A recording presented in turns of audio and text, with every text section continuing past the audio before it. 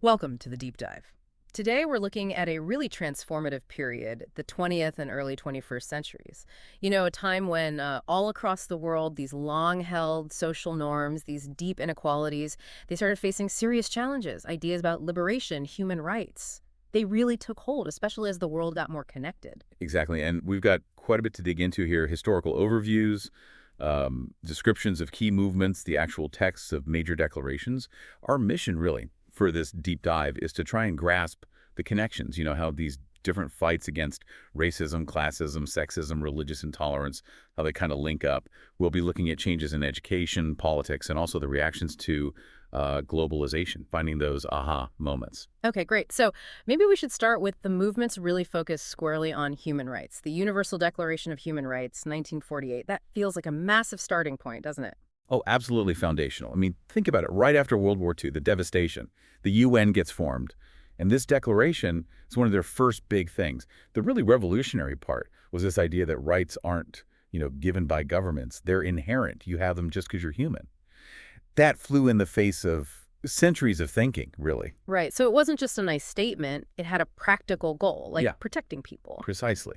It was very much aimed at protecting those who'd suffered horrifically the vulnerable populations. Women, children, refugees, Hmm. groups often pushed to the margins and abused. And you see it in action almost immediately with UNICEF, the Children's Fund. Right after the war, they were literally feeding starving children.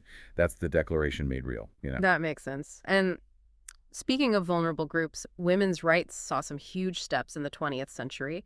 We've got the first UN World Conference on Women in 75, and then that 1979 convention, the one about eliminating discrimination. That sounds major. It really was. The 75 conference in Mexico City, that was the first time the UN brought everyone together specifically to map out, a plan for advancing women's status over the next decade. It's like the world saying, okay, gender equality isn't just some side issue, it's fundamental. And then, yeah, the 79 convention, people call it the International Bill of Rights for Women.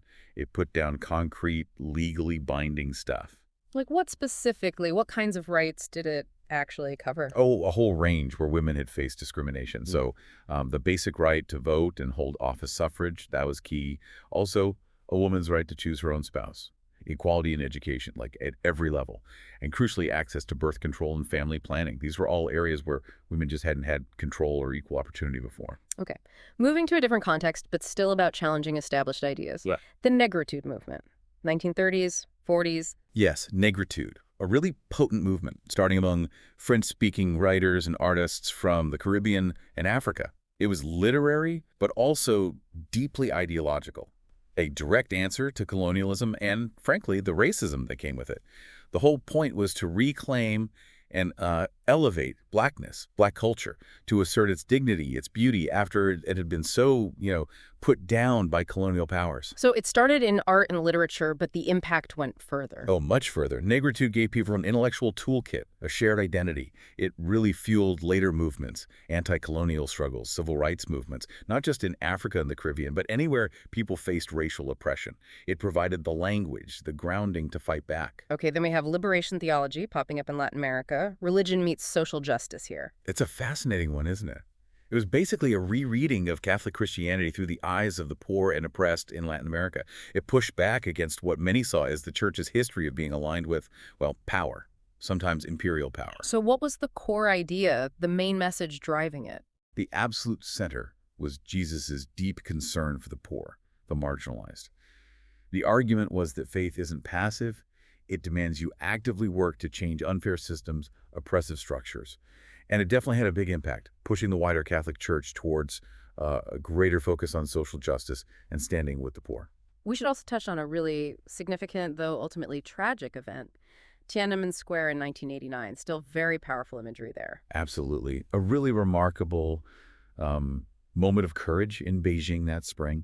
Huge numbers of students, regular citizens too, gathered peacefully. They were asking for more political freedom, democratic changes, basic human rights, things like ending government corruption, freedom of speech, real political participation. But the government didn't respond well. It got violent. Tragically, yes. The Communist Party saw it as a threat, declared martial law, and then early June 4th, the military moved in. Tanks, soldiers.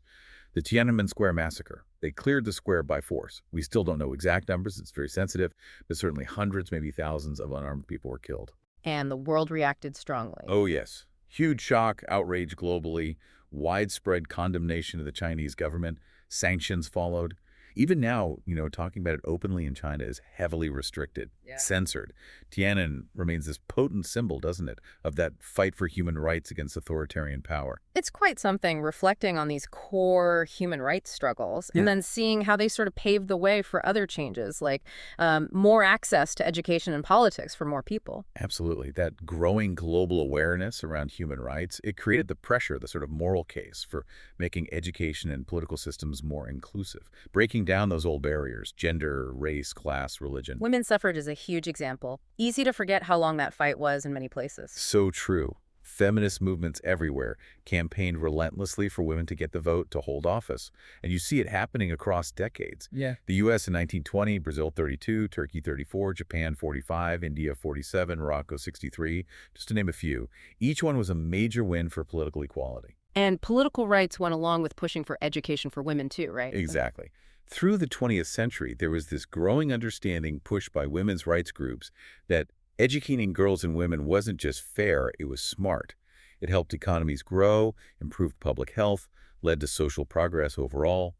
International bodies like the UN, UNESCO, they really pushed for universal education. Were there specific campaigns or figures that stood out? Yeah, definitely. You had national efforts like India's Beti Bachao, Beti Patao, Save the Daughter, Educate the Daughter, and of course Malala Yousafzai in Pakistan. Incredibly brave, drawing global attention to girls' education rights, even after being attacked for it. Hmm.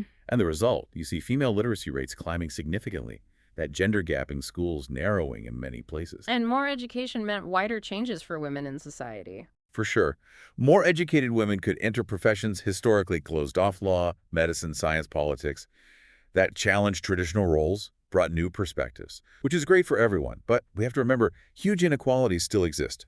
Poverty, conflict, cultural resistance. They still block access for men, girls, and women. The fight isn't over. Okay, turning to racial equality now. The Civil Rights Act of 1965 in the U.S., that was a landmark. Absolutely pivotal. It came directly out of the incredible pressure and struggle of the civil rights movement. It basically outlawed discrimination based on race, color, religion, sex, or national origin in, well, almost all public life. Public places, jobs, schools, getting federal money. A massive legal blow against segregation and discrimination. And then there's South Africa. The end of apartheid, such a deeply embedded system. Apartheid. Ah. Yeah. Official, state-sponsored segregation based purely on race, starting formally in 1948. The white minority had all the power, all the privilege, despite being, well, the minority. The resistance was long and incredibly brave. Nelson Mandela, the African National Congress, ANC, they were central to that fight for a fair society. And Mandela's imprisonment really focused global attention, didn't it? It became this huge international symbol of apartheid's injustice. The longer he was jailed, the more the world watched. Meanwhile, inside South Africa, black citizens kept protesting peacefully, facing brutal crackdowns from the government. The pressure just built and built economic sanctions, South Africa getting kicked out of the UN in '74. Until finally, in the 90s, things changed. Yes, a political shift happened inside the country, leading to Mandela's release after, 27 years? Then the legal structures of apartheid were dismantled. And the big moment, 1994, the first free democratic elections for everyone.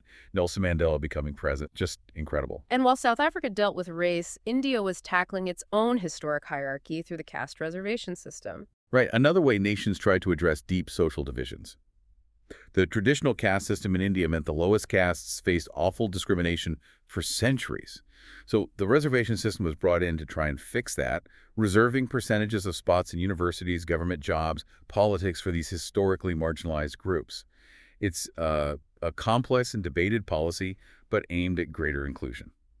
Okay, let's shift gears a bit now to globalization and the pushback it generated, particularly around the environment. The environmental movement itself seemed to change. It really did. I mean, environmental concerns aren't new. You can find roots in the 19th century. You had, like, romantic poets worried about industrialization in Europe, or Teddy Roosevelt setting up national parks in the U.S., but that was often pretty local. The 20th century is when it becomes truly global, because the problems, pollution, resource depletion, climate change became global, and their effects were felt everywhere, though often unfairly. And groups like Greenpeace became household names. Right. Founded in 71, Greenpeace became famous for nonviolent direct action. Protests, blockades, getting right in the way of things they saw as environmentally damaging. Their whole approach was about raising awareness, putting pressure on governments and corporations. Very visible tactics. But there are also more grassroots efforts like the Greenbelt movement.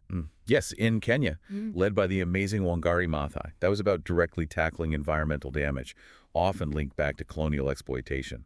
Their main thing was planting trees, millions of them, to fight deforestation, fix the soil, help collect rainwater.